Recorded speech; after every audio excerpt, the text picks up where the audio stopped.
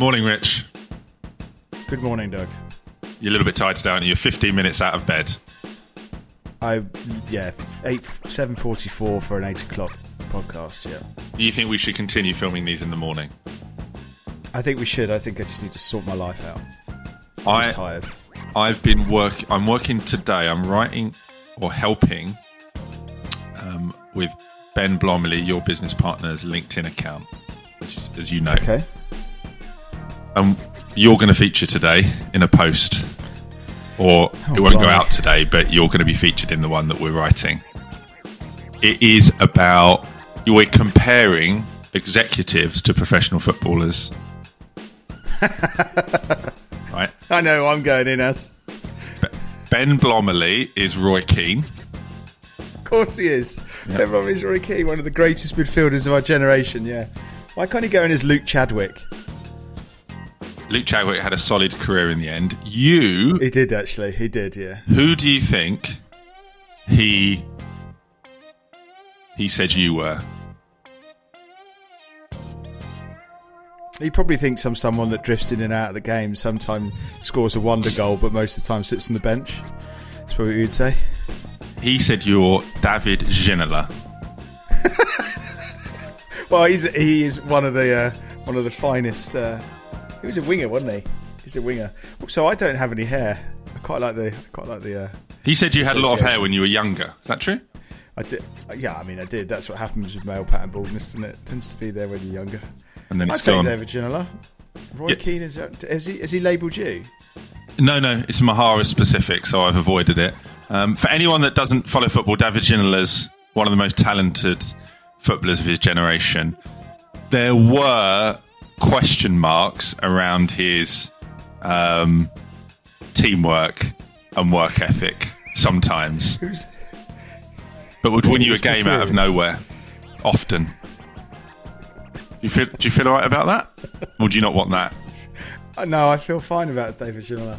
I feel bad about saying that about Luke Chadwick now, because I saw an interview with him and he came across like such a lovely man. So apologies, Luke, if you're watching this amongst our 30 listeners. 50 subscribers. Now,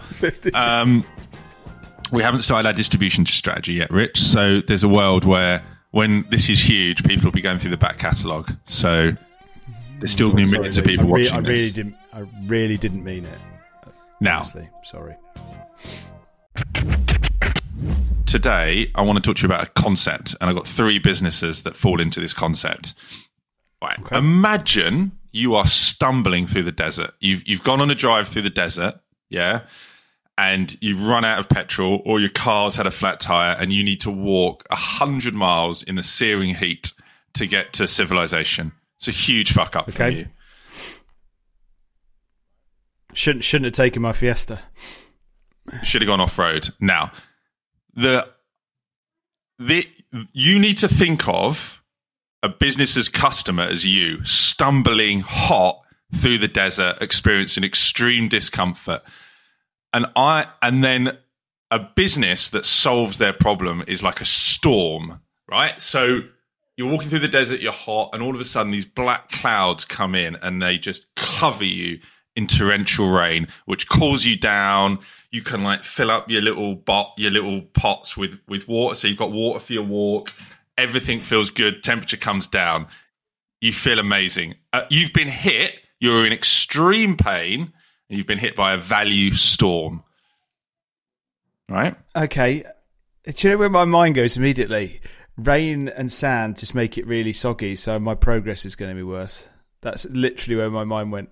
Yeah, you're going to die of thirst. That's your main problem, and that solved that. Yeah. Right?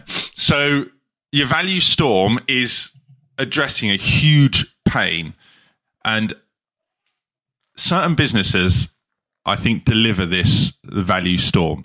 And often they're small businesses, right? And I'm just going to tell you about 3 that I absolutely love for the value that they bring. It's just extraordinary. They've taken their customer who's stumbling through the desert and they've just drenched them in water, okay? And then I want to think about, as our businesses, are we really delivering, Rich, value storms? Because I think it can be a little bit hard in professional services to do that. All right, business 1. You ready for these 3?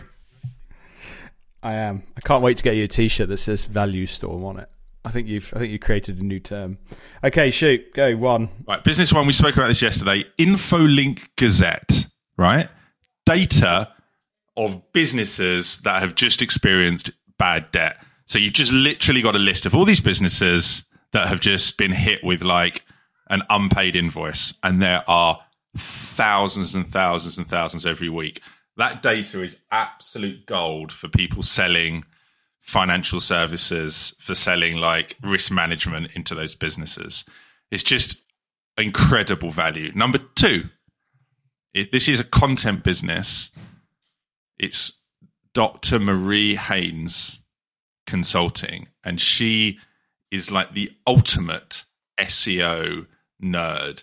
So she goes and she like reads all of the Google updates, listens to every Google earnings call, gets deep into like Google algorithm, Twitter, like spends hours doing that, and then produces a newsletter, 18 quid, $18, I think, a month, where she just gives you all that information. So for us as an SEO agency, that saves, if we had to go and source that information ourselves to understand that, would take 50 hours a week. I spend $18 and I get it all. That is a storm. I'm literally drenched. Number three, I actually don't know the name of this business, but it's a friend's wife called Hazel, and she has a business where you want to renovate a room in your house, right? She uses this bit of software where she comes in and she just does like this amazing like 3D imagery. She comes up with like a concept, all of the shit you need to buy, all the measurements, everything that you can just take, give to your builder, and then they're good to go. Because your other option is really expensive architect, do it yourself, a joke, or ask the builder to do it. And that's okay, but they're not probably going to give the creative intent that she would. And so she did our lounge and our kitchen, and we're going to get a builder to do it. And it was just the value storm. We just, all of a sudden, we just had this concept out of nothing. So good. And those two businesses share a few characteristics. So one is they're very small. They've got like owner founders, and those people are obsessed with what they're working on. Marie Haynes, for whatever reason, loves Google algorithm changes and SEO. Just lives for that shit. Greg Connell at InfoLink Gazette loves business failure and analysing it. His LinkedIn is, I just got my lunch and just went through it. It was it's quite absolutely smashing it. I don't say this with any irony. His LinkedIn is my favourite account. It is literally a load of, every day it's this business has failed. This is why they failed. This is how many people have been fucked over because they've. It's just I think you said look at this. It's just complete doom. That's what you said when you sent it to me. His feed is just business failure and doom. But he absolutely, like I know Greg a little bit. He just loves it. Mm. And then Hazel absolutely loves like looking at a room and working out how it's going to look. And those businesses are just so successful, and they're so valuable. And it just makes me think, it's actually hard. You start scaling stuff and it just becomes not impossible, it becomes a little bit harder. Question to you, Rich.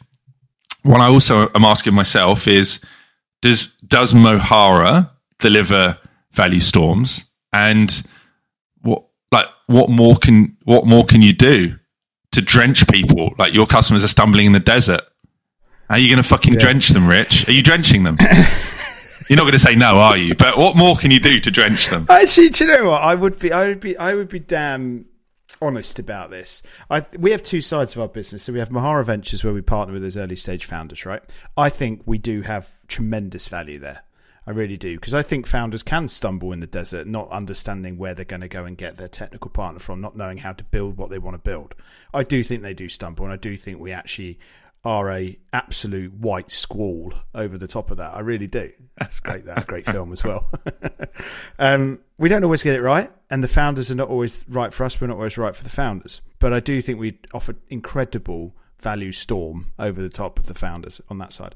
On the partnership services, building product for scale ups and everything else like that, that's much harder because it's so what is it? it's just so, oh my goodness, it's morning. It's competitive. It's just a wash with people who can build great product. And I think the piece that we are really working on is the how part, like understanding what they're going through, understanding how to do it best for them. And I think that is tremendous value. But I think at the moment it's a very, very small slither of what people can see. So I don't necessarily think they see it. Therefore, I don't think they're drenched. But I do think founders, for what we offer, I would absolutely stand behind that. I'd be there just like hose pipe, a bit more than a hose pipe, wouldn't it?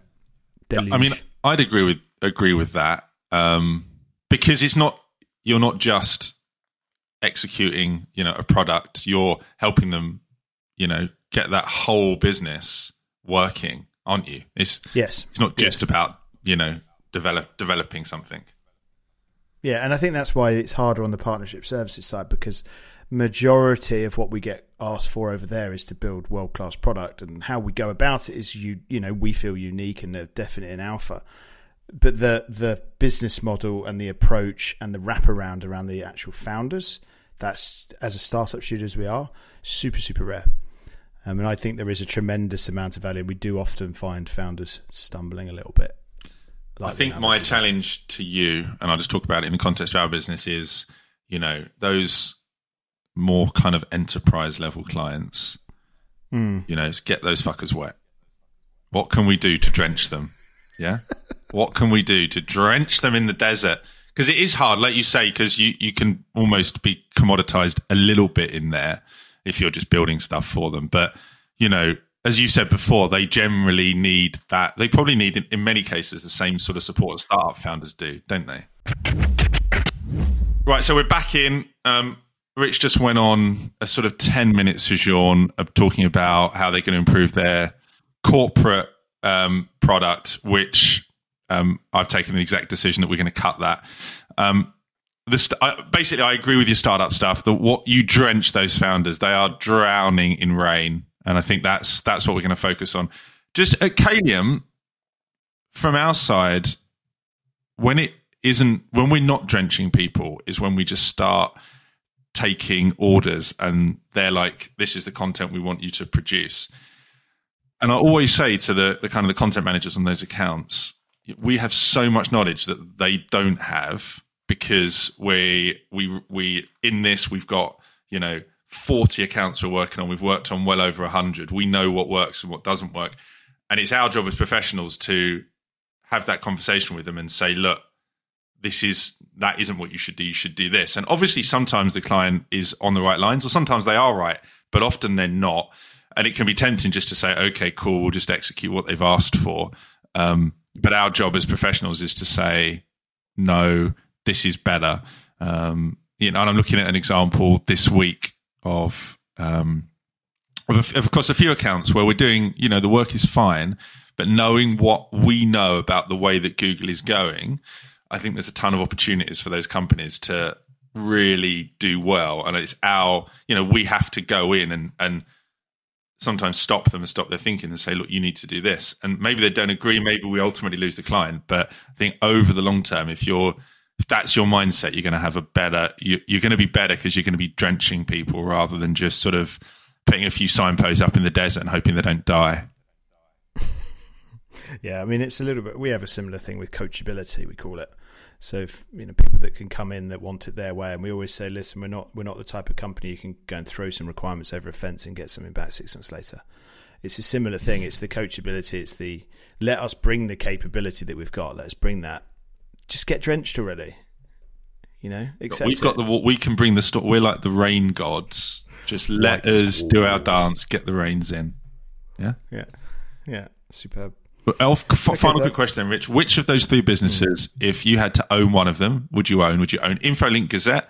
Would you own Dr. Marie Haynes Consulting? Or would you own Hazel Morris Kitchen or Design? So the Hazel Morris one, she's going to be facing some pretty stiff competition soon. She's going to have to trade off her own creative capability and build her own brand. Nice lifestyle business. I've seen some people do some really good stuff out of that. And she gets to do something she's passionate about, clearly. I would probably do the Marie Haynes one, because I think that one's got higher barrier to entry because it's probably very specialised, but probably most people just don't want to trawl that shit. It's probably quite boring. If you weren't into it, and she's into it, right? Therefore, she's got that tick. And I think lots of people dream about shaping kitchens and things like that. Whereas I think she's the one I'd go for. I don't think I could live in Info Gazette. I just don't think I could. I don't think I could live in that existence. Just psychologically, it'd be too damaging. Just bleak, isn't it? Just oh no. So I think Marie, let's go for the £18 a month newsletter. I would anywhere in the world you could do that. Doesn't matter where you are.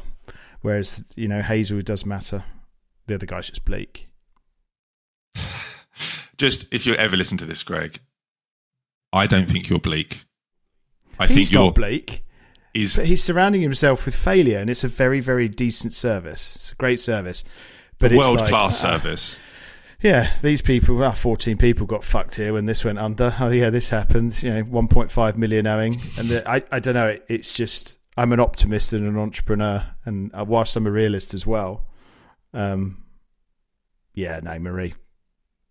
I think I'd go Marie. I listened to a podcast of hers the other day. It was about 45 minutes talking about the Google earnings call and how Google are planning to use SGE, search generative experience, and she just went through all of these sort of use cases to have sucked. It's kind of interesting, but it is also kind of dry.